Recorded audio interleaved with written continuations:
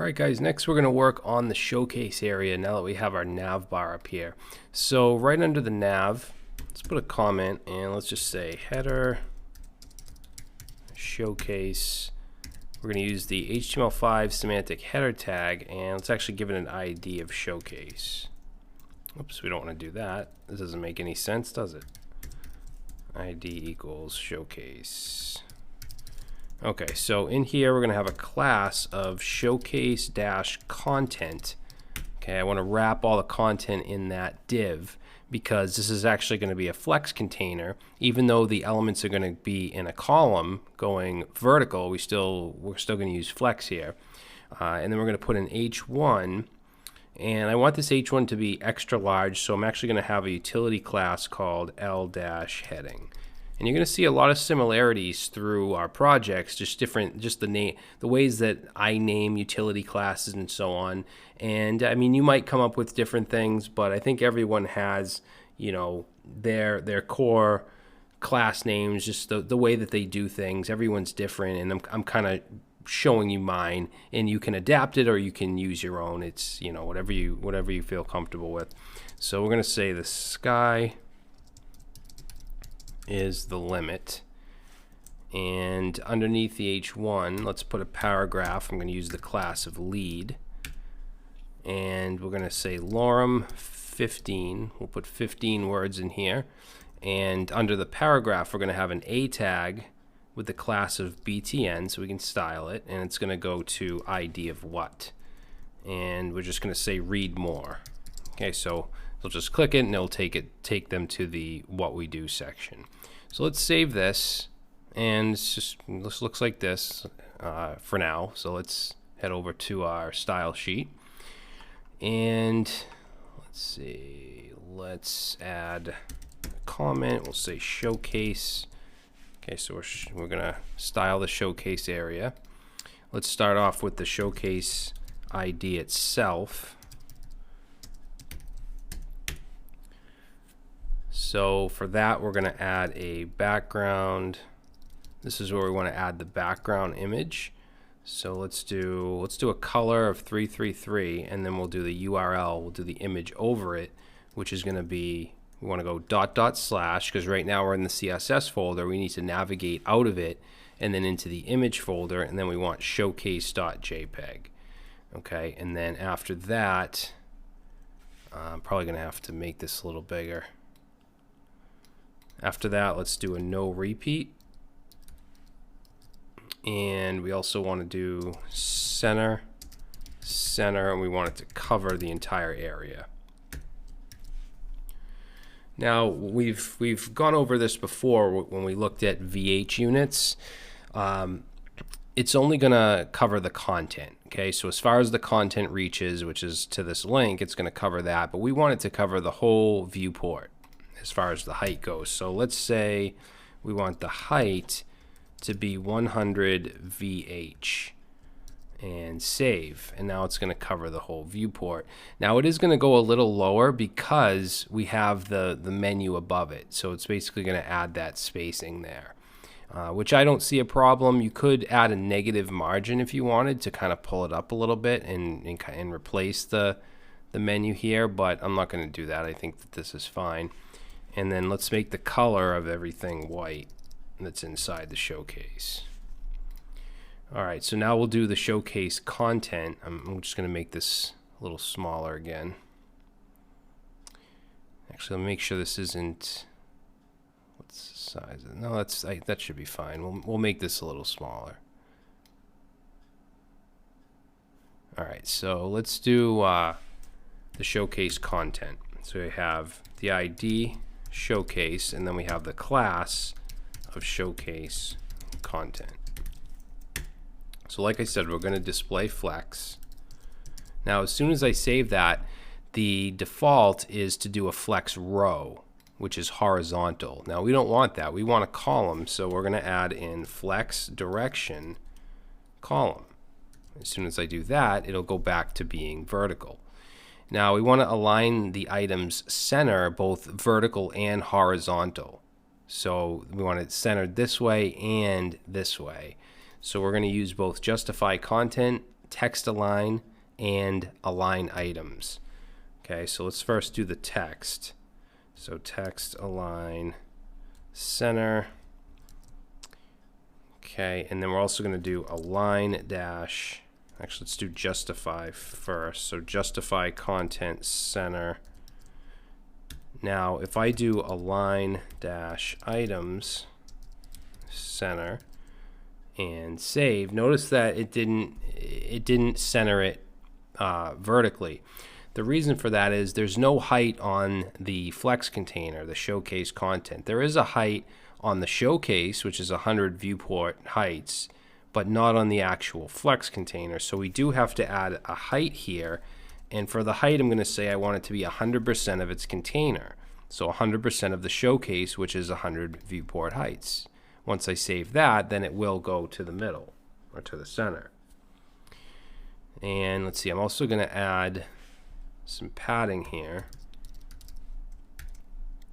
Let's do padding 0, and then let's do 2 rem on the left and right. And yeah, let's save that. So that should bring it away from the sides a little bit. Now, for the overlay, we're going to basically we're going to position this absolute so that we can cover the entire thing, the entire showcase content. So let's put a comment here and say overlay. And let's do position absolute. And let's say we want the height, we already did 100% height. Let's set, basically we want it to start, let's see, let's do top. Now if I do top 0, this is the thing, since it's absolute, top 0 is going to start at the very top, meaning above the nav bar. So let me just show you. We'll do top, bottom, or let's just do top, left, 0. And let's add a background dash color. And we can use RGBA. So this is red, green, blue, alpha. Basically, we can do RGB, so the red, green, blue values, and then alpha is actually the transparency. Okay, so I want it to be black with a transparency which goes between 0 and 1. So 0, 0.1, 0.2, all the way up to 1, which is no transparency at all. So black would be all zeros, red, green, blue. And then the opacity, or the alpha, transparency, whatever you want to call it, if we said 1 and we save, it's just gonna, there's no transparency at all. If I do 0.9, it'll be a little bit transparent, as you can see. I want 0.4. I think that's a good value.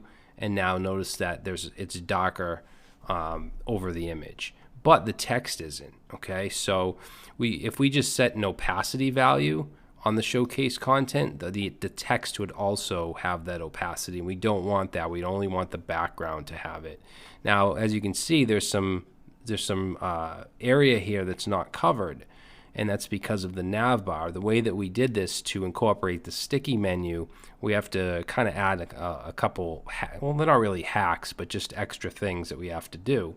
So instead of doing top 0, I'm going to say top 65 pixels, because that's the exact number of pixels of the menu. So let's save that, and now you can see that it goes all the way. Actually, I think I did it a little too much. Let's do 60. See how we have this little spacing up here? 63, no, 60. And yeah, so that should be good. Now we have the overlay. Once we have our responsive, our mobile.css, we'll have to tweak it a little bit in the media query, because the menu will reach down further. Because remember, the links get put under the logo. And if you don't want to have the overlay, that's fine. If you don't want to deal with the extra properties and hassle, you don't have to, but I think it makes the text a little more readable. So next thing I want to do is this content here, which we have a bunch of utility classes. The heading has a class of L-heading. So let's go up to where our utilities are, and let's add L, or class of L heading. And let's see, the font size for the L heading is going to be 4 rem. 4 rem. So we save that. That gets much bigger. Let's do a margin bottom. And for the margin bottom, let's do 0.75 rem. And then I also want a line height of 1.1. So save that. And if something I do, if it doesn't look right to you, like if you want less margin or more margin or padding or something, feel free to mess with it. And then this paragraph has a class of lead. So let's add our class of lead here. And I'm going to set the font size. Remember, 1 rem is 16 pixels. I'm going to do 1.3 rem. Make it a little bigger. And then let's add some margin bottom. Let's do 2 rem margin bottom. Okay, and then this has a class of BTN. So let's do BTN. And I want it to display as an inline block. And I want to add some, actually let's do the color. So the color is going to be white, and then the background is going to be that green color, which is hexadecimal, and it's going to be 93C B52. Okay, so save that. We also want some padding. For the padding, I'm going to do 0.5 rem top and bottom, and 2 rem left and right. And let's do a border none, because if we happen to add this class to an actual button, that's not a link. Those have borders, but we want to remove them.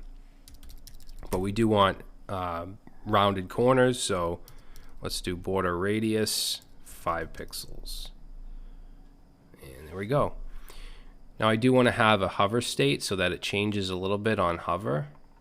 So let's go right under it and let's say BTN hover.